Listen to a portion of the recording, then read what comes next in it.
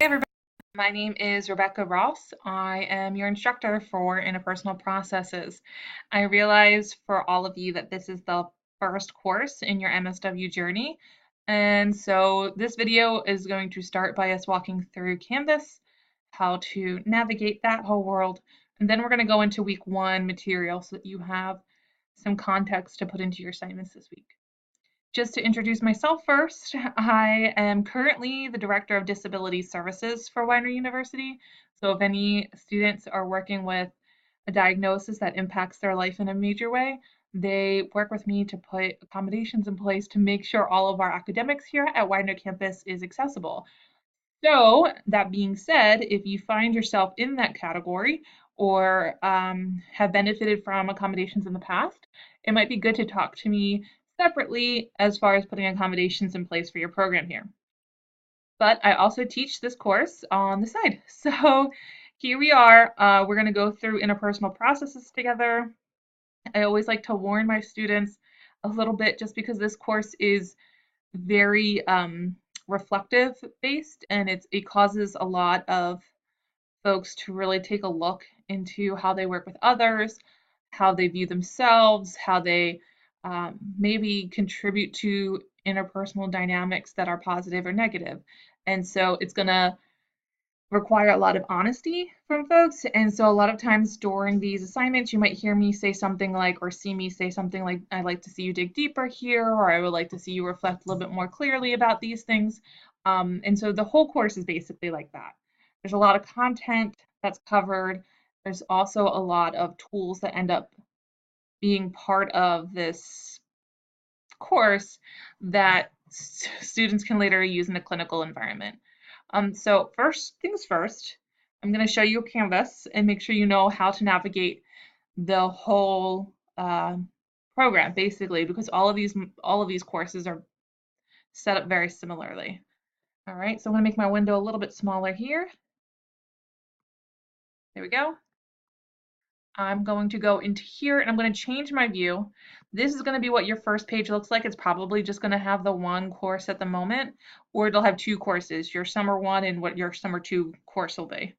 But I'm going to click on our summer one course, and then I'm going to go into student view because there's a lot of extraneous stuff on my view.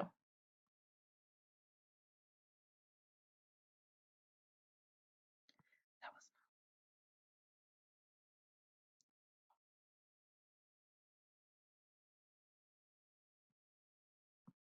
my computer is very slow today.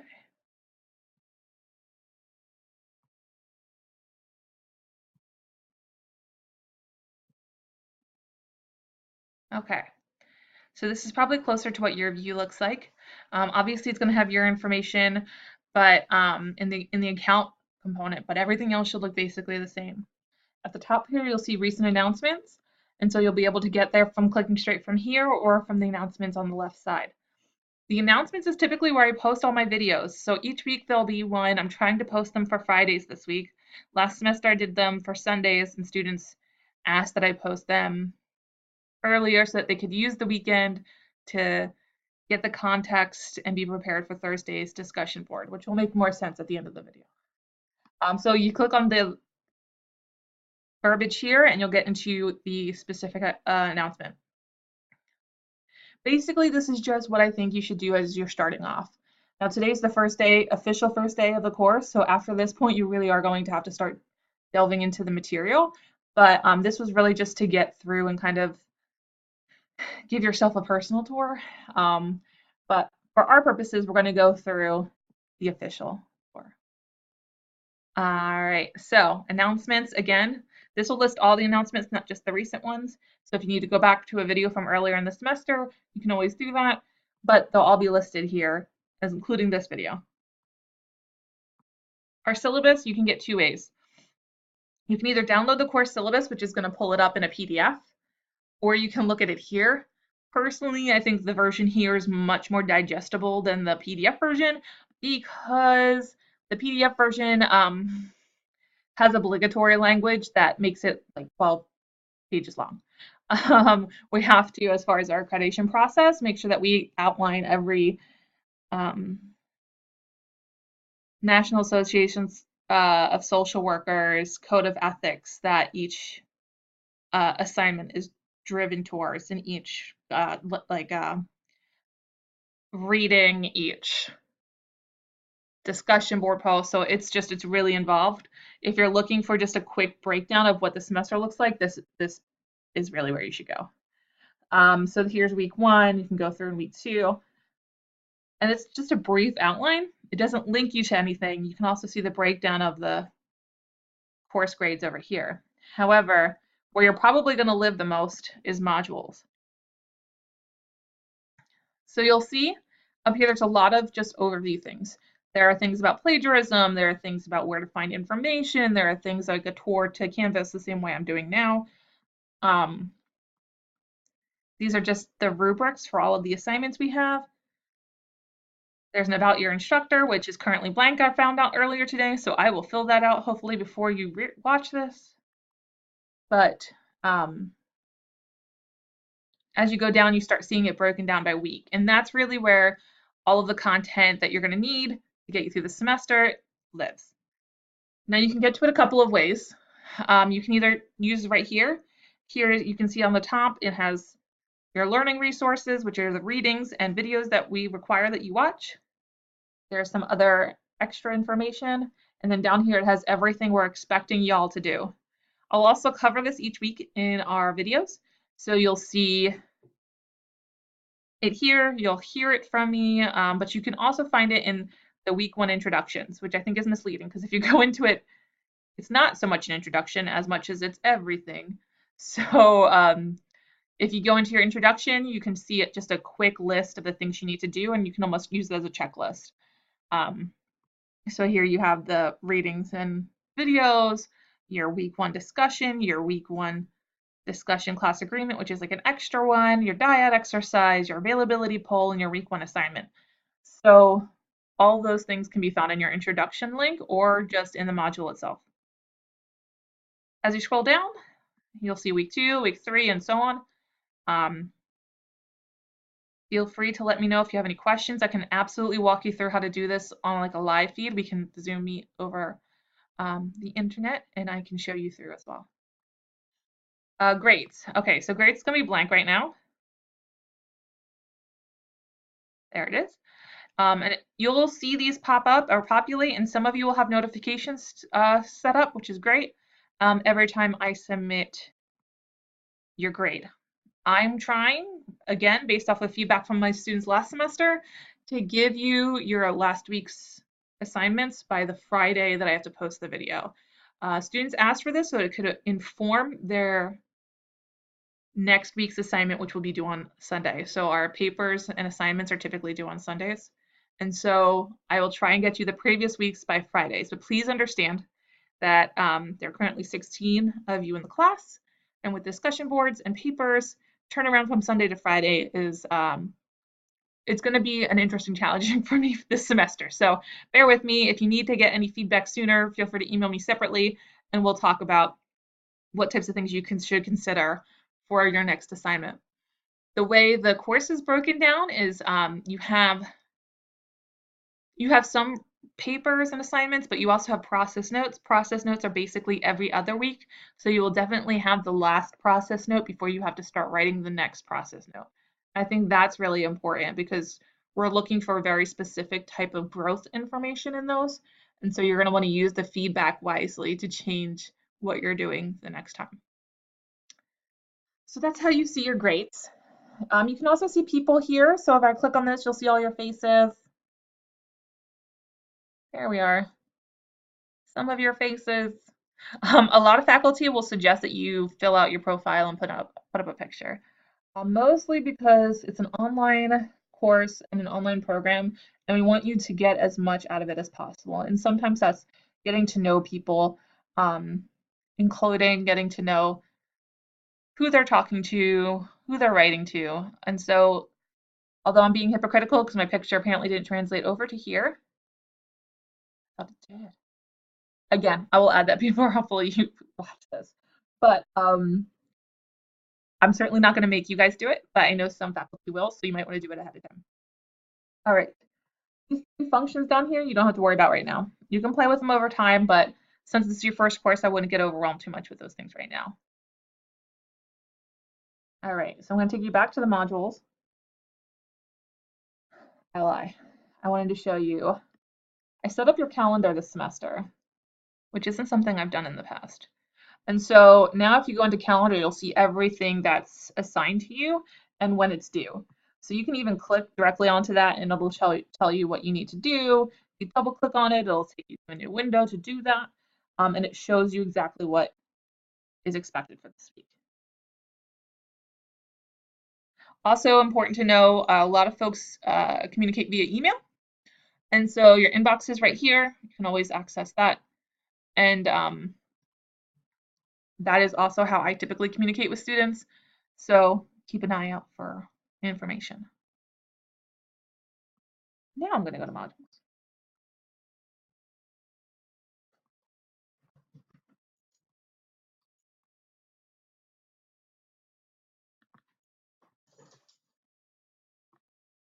I have 2 dogs here, so if you hear any noises, that's what that is. All right, so again, I'm in student view, but I'm going to have to take it out so that I can show you some of the things. But for now, I want you, the first thing you do, if you haven't done it yet, pause this video and go do this. I need you to do your availability poll as soon as humanly possible. I have to give you your groups and dyad partners by Wednesday, which gives me 48 hours from now. So if you could go right here, click on that availability poll, make sure to denote which time zone you're in and when you might be available. The more times you give me, the better it will be for you because it is challenging to piece everyone together in a cohesive group. So give me as much information as possible. I will work with you. If you have concerns about it, email me. We can chat it out. But I am going to be doing that probably within the next 24 hours. So try and do this poll as soon as humanly possible. So pause the video and do it. After that, you're probably going to do the class agreement. Class agreement is really just setting forth rules you find as general guidelines or expectations for the online classroom. We're going to do a lot of discussion posts and conversations through forums. And so what types of things do you find make for a safe space for sharing? I think it's important to know what your expectations are going forward because no one is going to come in with a set guideline, you know, and personally, I think it should be dictated by the class because some students prefer a casual environment, some students prefer a formal environment, and so it's going to be important for everyone to make their needs known now. So try and do that as soon as possible. And then also you're going to do an icebreaker video, which is going to be similar to this one. Not so long, but you're just going to introduce yourself, talk a little bit about what brought you here, talk a little bit about where you are in your career or your academics, and just general information about yourself. There's a little bit of a prompt onto how to do that in here. So here's how to use it with Screencast-O-Matic, which is what I'm currently using. A lot of folks use Zoom. Some folks just use their web cameras. I've seen people do it with FaceTime. I see a few of you have already gone through this, and that's fantastic. These are the specific points that they would like you to do. I think for me, it's first, it's important to share how you like to be addressed and who you feel like you are coming into this program, what you'd like to get out of it. So share as little or as much as you'd like.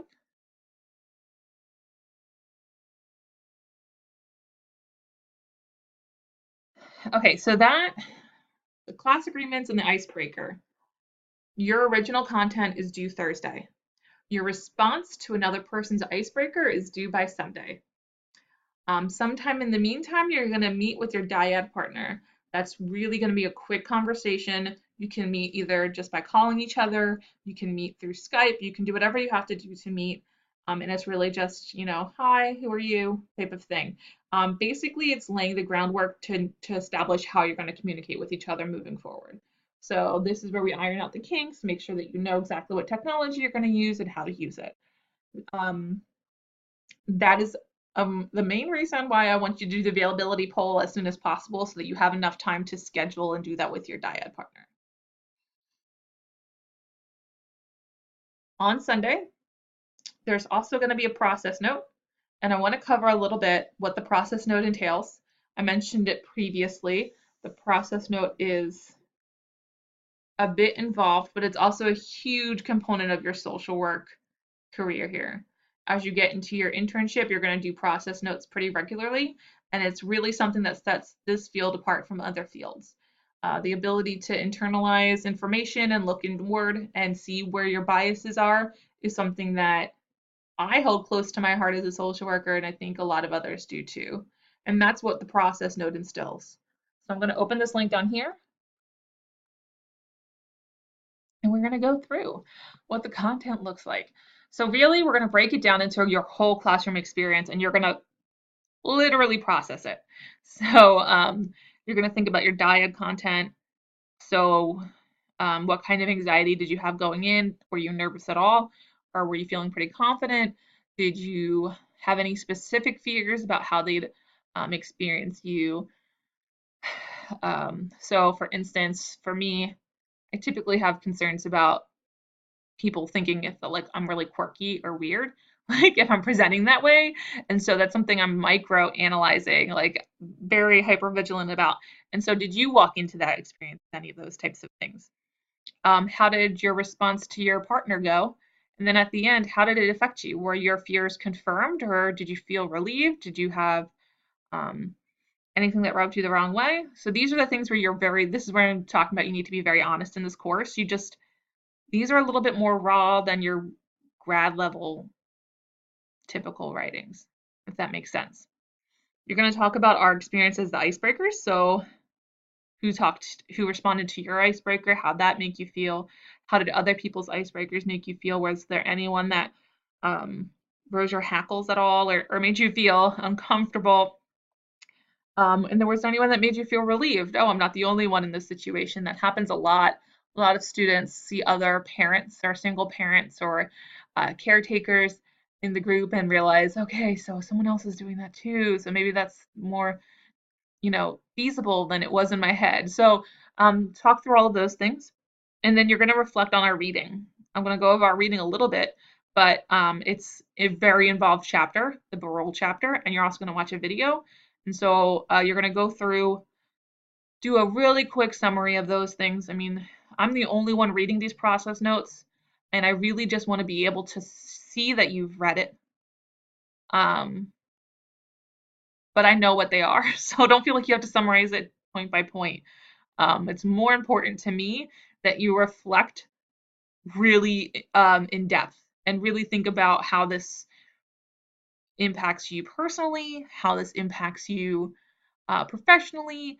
Is there things in your family that this makes sense to? Or are there things in your coworker development that this makes sense to?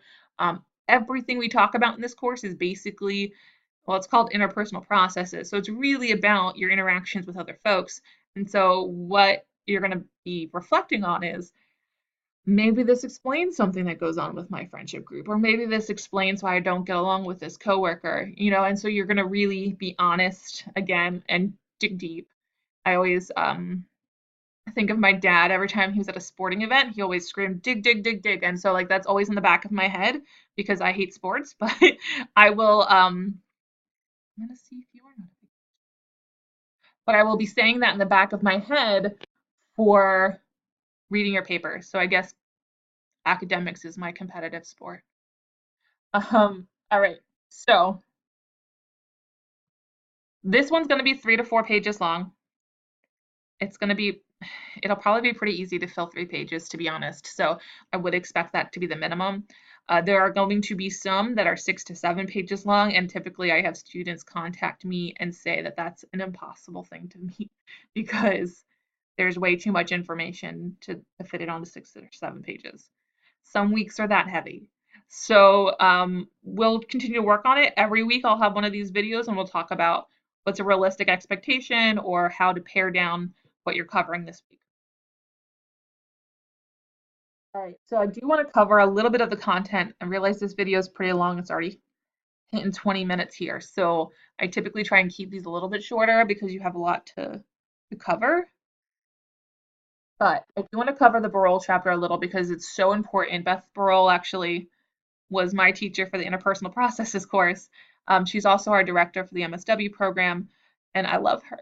So I want to cover some of the information there. Also, this is really the framework in which you inform your practice for the rest of the semester. So it's going to be important to understand the concepts of group development, and I want to make sure you have a good grasp on that. All right. So again, remember you go to modules, down to learning resources. I think it actually might make me download the PDF, but that's fine. Yeah. All right. Thanks, McAfee. Okay, so we're going to scroll down here.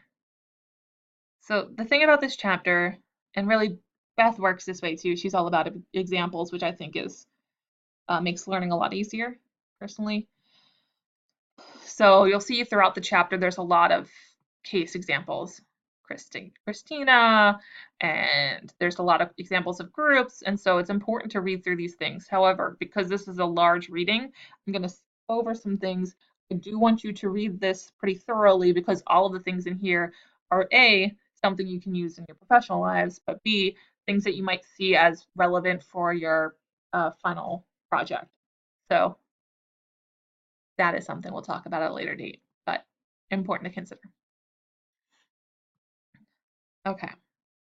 There are examples of groups that are working well, groups that need some work. And so something that is always important to focus on is the need to be seen, heard, and known. That's something you'll see over time in assignments and discussion board posts. Everybody in a group has the need to be seen, heard, or known, and known, not or, all of those things.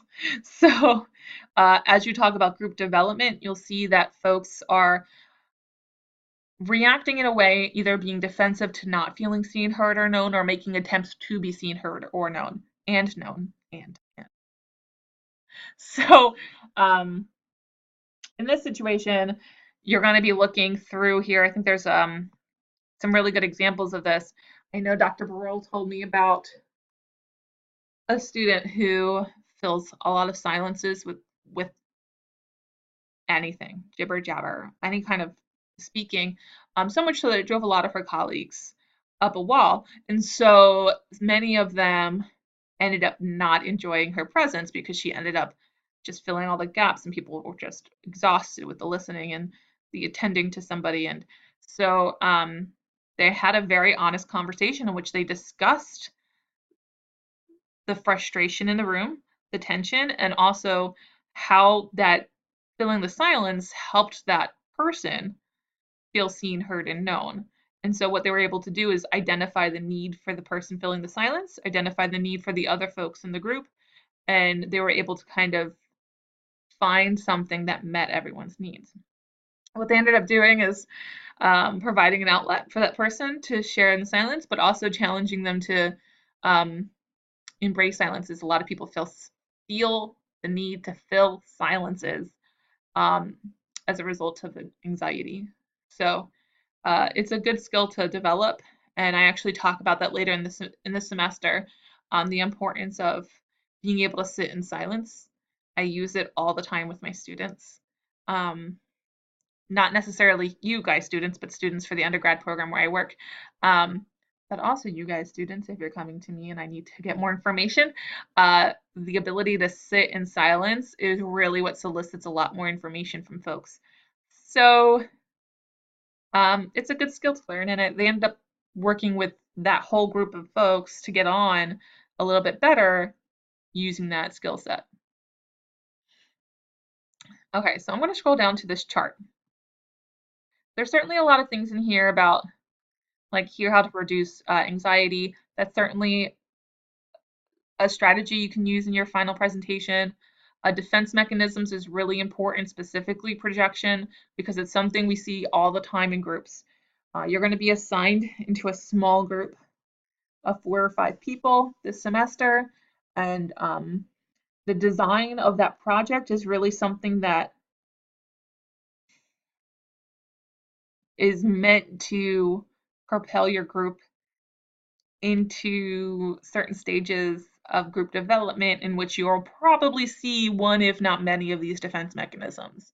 The one we see the most is probably introjection. That's like the person like internalizes everybody's opinions and oftentimes shuts down. So if somebody who used to be a vocal member of the group got denied or rejected at some point and as no longer contributing at all, that is a defense mechanism. They're trying to stay safe. Um, Projection is another one. And so you're definitely going to want to read this. But again, I'm going to go down to the chart because that's where I want to live. Here we are. All right, so we're going to use this all semester long. So please feel free to focus on this. I really want you, if you have any difficulty understanding, to come to me, because if you don't have a firm grasp of this, the rest of the semester is going to be very challenging. Typically throughout this semester, we're going to use the PEC model for group development, in which you start in pseudo community, you progress to chaos, you move into emptying, and hopefully move into community. Now, not every group is going to move into community. And I always use myself as an example because when I was in interpersonal processes a million years ago, we never made it to community. We actually stayed in chaos pretty much from day 2 until we presented. And I was in a 12-week course because I was in the seated program. It was a long semester and we were able to really learn from that experience. I think sitting down and talking about it at the end of the semester, as I will ask you to do for your end semester project, allowed us to start getting into the emptying stage. But it's not uncommon for people to stay in the pseudo community or chaos stage throughout this entire project. So I don't want people to feel uncomfortable with it. Another important factor for me is I don't want you to feel like chaos is a bad thing. The important thing to learn is to feel comfortable in it, which is a tall order for any of us. I mean, that's going to be a challenge anyway, especially if you're even in the slightest bit conflict averted. But chaos is a necessary stage for group development. It's where you do boundary testing. It's where you figure out if you really are safe or not. And so people come to me and say, oh, I'm not getting along with my group. And typically, this sounds horrible, but typically I'm kind of glad because that means you've progressed. You haven't just stayed in the polite phase, which is pseudo community. You've started confronting each other and being honest. And oftentimes that leads to conflict. So, our group development stages start with pseudo community. Pseudo community is where people are very polite. Everyone agrees. Nobody has ever typically confronted another person yet. They've uh, just kind of gone with the flow. And usually, when people are in pseudo community, they think they're in community. Not usually. There's usually half and half. So typically, there are people who are like, oh no, we get along so well. We're definitely in the community stages, and everything is going great. We haven't had any conflicts. And as soon as people say something like, we haven't had any conflicts, that's a red flag to me. And typically, when I read somebody else's process note in the group, they'll say, no, we were in pseudo community. I don't feel comfortable at all. And so typically, the person who's more vocal in the group that feels a little bit more confidence feels like you're in community stages, but you have other members of the group who are holding back, who are just being agreeable because they don't feel safe. The one squeaky toy. Because they don't feel safe to to cause conflict with another group member. And so pseudo community is the polite stage. One or multiple people are either silencing themselves or everyone's kind of trying to see what the rules are, who's the leader, what's the expectation, who's gonna, and you're just measuring each other up basically. Chaos, which is my favorite stage, is when you start boundary testing. Um, Sometimes it's really short. Sometimes it's just one group member saying, I really don't agree with this, maybe we should do this idea instead. And the whole group says, okay, I can understand it. Um, and you hash it out as you might do with like a family member, somebody who's really close to you.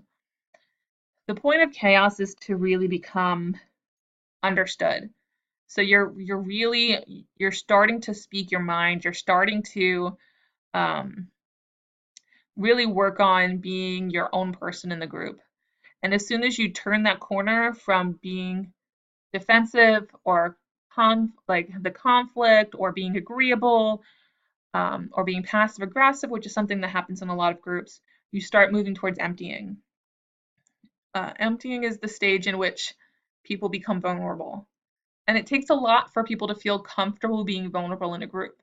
So what you end up doing is you sit in that group and you say, you know, being my true self means disclosing certain things that make me feel vulnerable, but I trust you enough to do it because we've tested the boundaries of conflict in this group. Once you are able to do that and empty, you can really make sure that you're accepted because people understand where you're coming from. You are being seen, heard, and known. And once all members are seen, heard, and known, you move into community stage. Community stage is where you make the most progress. It's where you're the most productive. And it's really where people are the most content. So that's the dream. I think it's important to note that, because this happens sometimes in this class, if one person is not in the community with the other folks, you're not in the community stage. A true community accepts all of its members, no matter what the difference is. I think it's important to think about when you're in a community with somebody who is vastly different from you. A true community will support that person with their differences, if that makes sense. Really, what I want to warn people against is this false intimacy that sometimes stems from people bonding against a common enemy. So if you, let's say, and typically it happens a lot with like odd number groups, 3 people, 5 people, and people unite against a common enemy. So if there's somebody in the group who's really confrontational or who says problematic things and everyone talks about how problematic that person is, that group's not going to be in community unless everyone feels comfortable in the group. And sometimes that means confronting problematic ideas. That being said, all of these things are things you will likely experience in your small group projects. I realize many of my students are very grade oriented, and I think that's important. Academics are vital. I am definitely one of you, like that was me too.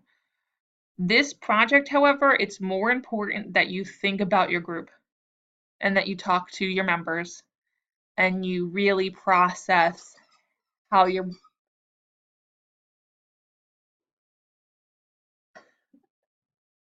Thank you. And you really process how you are developing throughout these stages.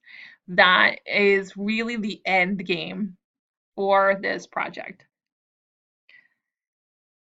Certainly, I want you to come up with a great result. I want you to show me your strategies in a way that shows learning and proficiency. However, a lot of students get hung up on those aspects of the group project and forget or neglect the ability to create a healthy group. And so a large takeaway from this course is your ability to develop a group in a way that's productive. But like I said, my group stayed in chaos the whole time. I'm not expecting you to necessarily do it. I'm just expecting you to make a concerted effort to analyze it, look at it, and understand where you are. Each process note, you're going to cover that, so make sure you have a good handle on this concept. All right, I think that's going to be it for me. There's clearly a much more in-depth breakdown of these stages here, and I want you to review them and feel comfortable with them. I'm not going to review them because now this is a 35-minute video, and you also have another video to watch about social intelligence, or what we'll later call emotional intelligence, which is important for next week. So certainly the plagiarism information is important. I hope you know that as fellow MSWs and LCSWs or LSWs, most of the faculty here take academic integrity very seriously. And so if I see anything that looks like plagiarism, I will flag it because we want to make sure that you really do understand the information we're covering. All right, so that's going to be it for my video for this week. Like I said, I'm going to try to get Friday's video out to you, or next week's video out to you Friday. If you have any questions in the meantime, please email me. I'm also going to put my office line on my page after I get off this video, and so you can contact me there. I hope you have a great week, and if you're feeling overwhelmed, please know that it does become more like regimented and commonplace. It's less overwhelming as you get used to the structure of it. So have a great night. Thank you for watching, and I will see you on Friday.